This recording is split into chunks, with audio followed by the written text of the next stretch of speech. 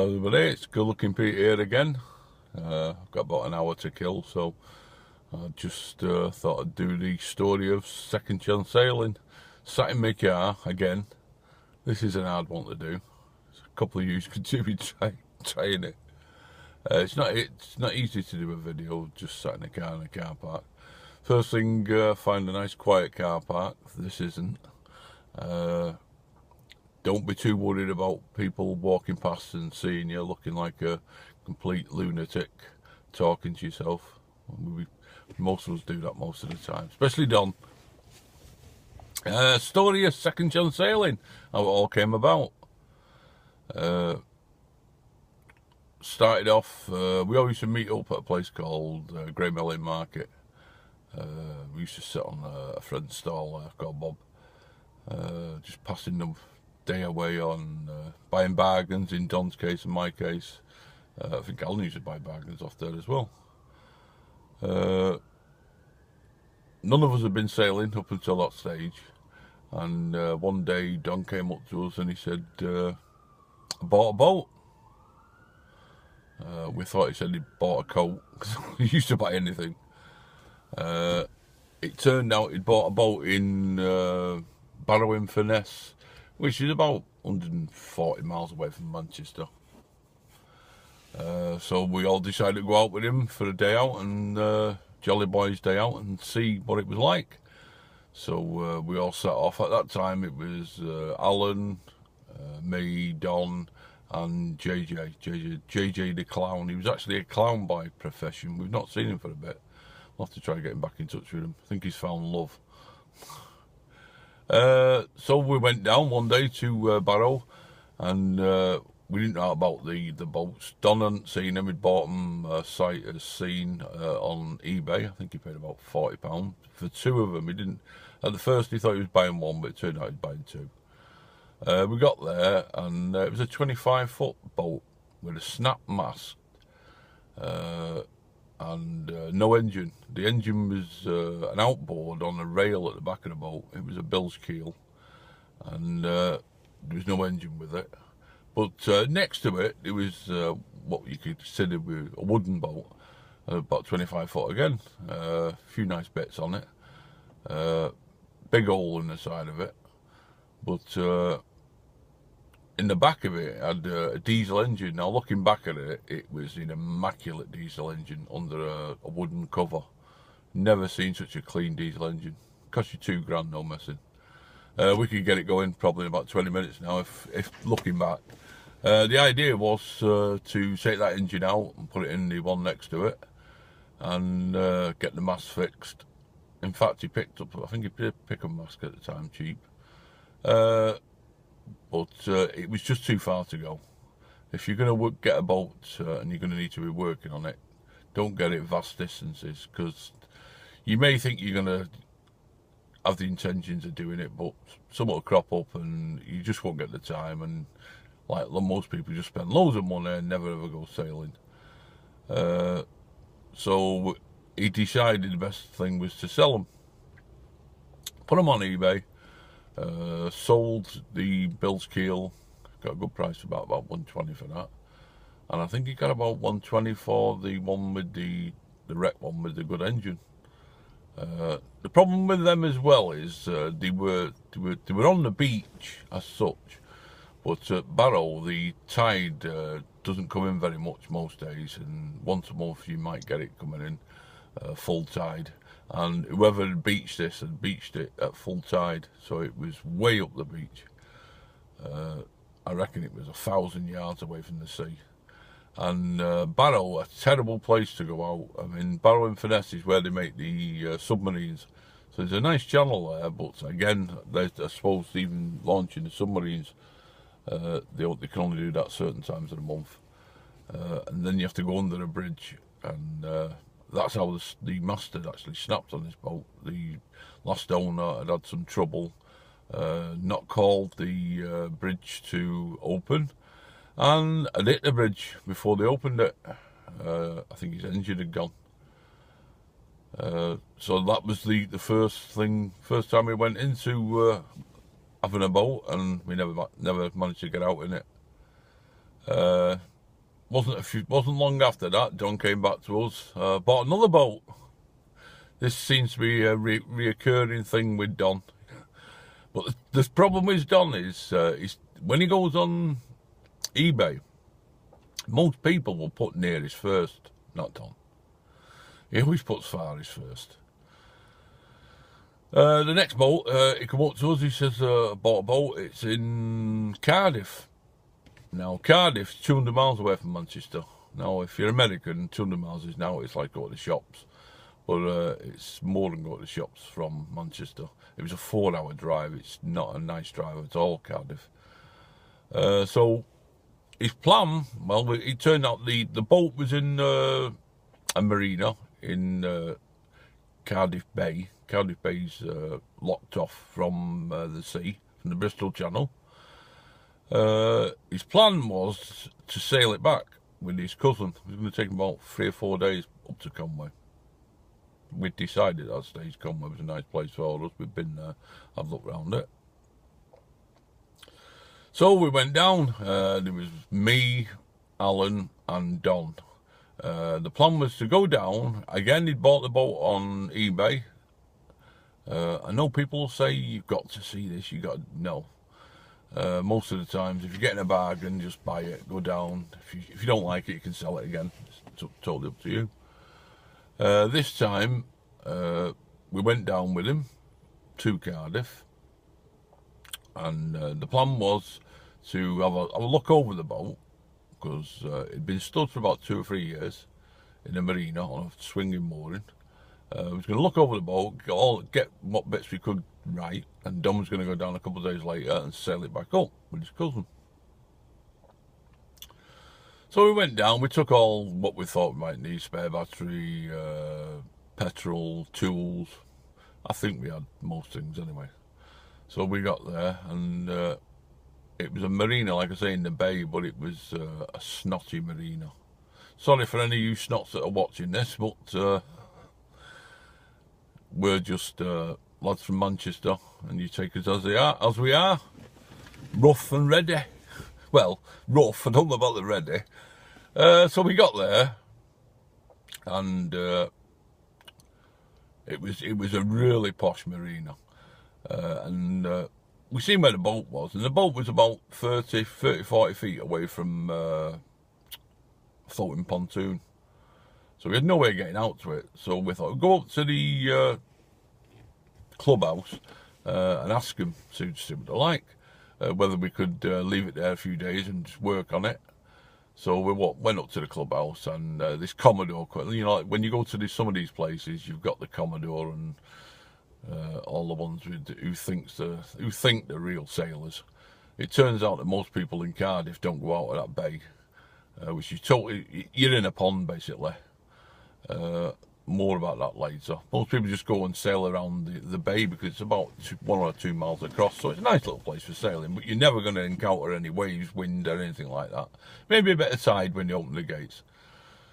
So we goes in, and there's a Commodore there. He said, any chance of leaving it? So, oh yeah, of course you can. You have to pay a year up front, £2,500, £3,500. Well, I picked Don up off the floor, he'd fainted by then. We only wanted to leave it there for 2 days. So we decided to see if we could get the boat going, and there was council moorings 1 mile across the bay. Very nice place, Cardiff. And there's really good council moorings at the other end with a gate on them, and they're very cheap actually. It turns out they're about £2 or £3 a day to moor your boat there. So it's a nice, very nice stop-off place. So we said to this Commodore, any chance of you getting someone to take us out to the boat? Yeah, no problem. I'll go down to the jetty, and I'll send a couple of my men up. Anyway, 10 minutes later, 2 blokes arrives in a little dinghy, takes us out to the boat. We took all the tools and things we thought we may have needed. Been stood, like I say, for about 2 or 3 years. So me and Don, well, actually all of us are quite mechanically minded. I don't think there's anything we couldn't fix. And electric, anything like that we can put our hand to, no messing. You can as well. If someone shows you, or you go on YouTube, you'll find out a lot of these things are quite easy. So we goes out. I looked on the boat, it seemed alright. It was dirty and a lot of crap clinging to the bottom.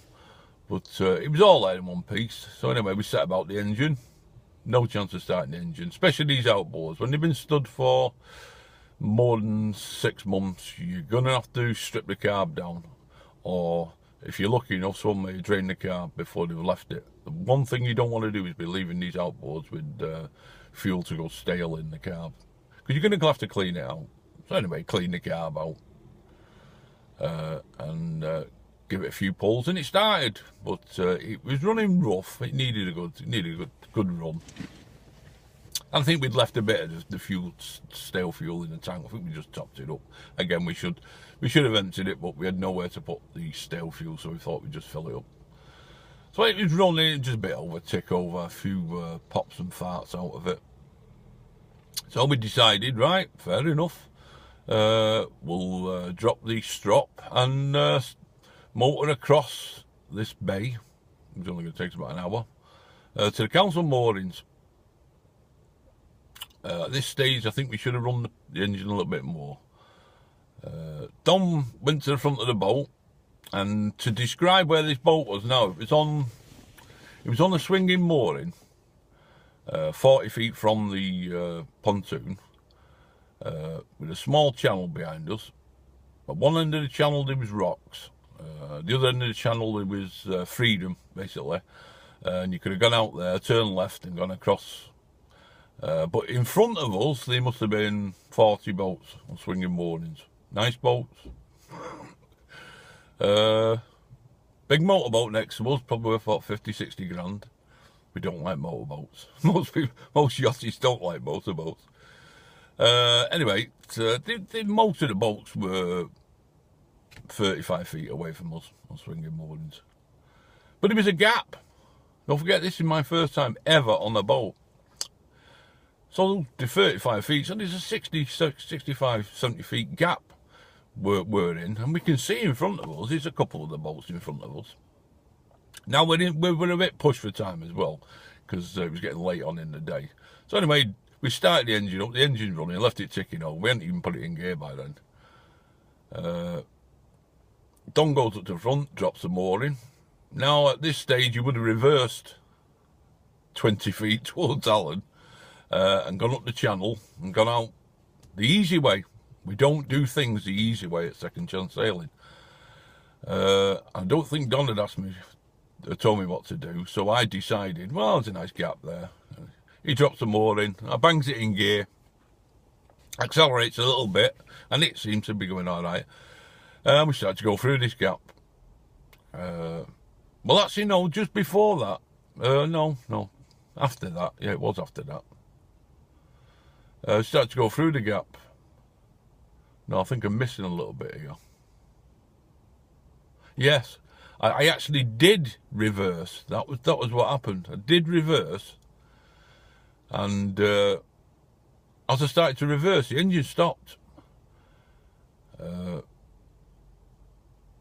And the tide was taking us towards the pontoon. And I remember Alan was on the pontoon, and we were just floating around there, going. We thought we were going towards the pontoon, but we were actually going towards these rocks. So anyway, I grabbed the rope and threw it to Alan, and this rope was so dry it went about 2 feet. There's no chance we were going to get the rope to Alan. So anyway, I jumped back in the back of the boat and I give it one almighty pull, and this engine started again. So like I say, at that stage I decided, rather than, I didn't know how long the engine was going to go for, rather than go through the channel, go through the space in the boats. Bad idea. So anyway, I started going through this space in the boats, and it seemed to be going out or going through all right. And then all of a sudden, it was like a bit of an optical illusion. It's the two boats either side of us seemed to be following us. Didn't know at this time we'd picked up the mooring chain from one or both of them, and so I accelerated a bit more. Not a good idea as well. Anyway, these two boats started to come either side of us to meet us. This gap got smaller and smaller, and there was a almighty crash. We didn't do any damage, and I think the chain slipped off. Then it must have just been on the fin keel on this boat. And then we were shot off at a terrific speed across the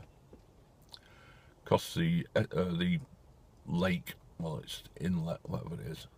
So we shot off across there, 2 miles an hour. Hour later, we managed to get to the council moorings at the other end. Now that was a funny bit, the council moorings. Council moorings was shaped in a couple of H shapes, the standard floating pontoons. And there's not a lot of wind in there, there's a bit of a tide in there. And the first time coming into them places, it's not always easy. And luckily, there wasn't any other boats there. So Don's at the front of the boat. Well, no, he's actually halfway up. He was about at the mast as we come into the floating pontoon. Now, like I say, it's my first time, and judging that isn't always easy. And I actually did a very good job for my first time. Never done a good job after that. I did a very good job. Anyway, I come slowly into the pontoon. Now, at that stage, I don't know what it was with Don. He suddenly got a second wind or decided he was Superman or something. And advised none of you to do this. He picked up a rope and he went running towards the front of the boat. And we're still moving towards the pontoon at 1 mile an hour. And he decided to jump off the front of the boat onto the pontoon, tie the boat off. Now, Don's a pensioner, 70. Now, he jumped in the air, and one leg went over it perfectly all right. The other leg just trailed there like a dead chicken. Got caught in the front, and he went arse over tit onto the pontoon. Luckily, I was that close that he didn't get trapped or anything. I'm laughing me balls off at this stage. Jumps off the side of the boat, walks around the pontoon, picks him up, grabs the rope, ties it off. So that was our first day. We went out of there, went out to the gate with the number on. And as we were going up there, like I say, he planned to go out the next day.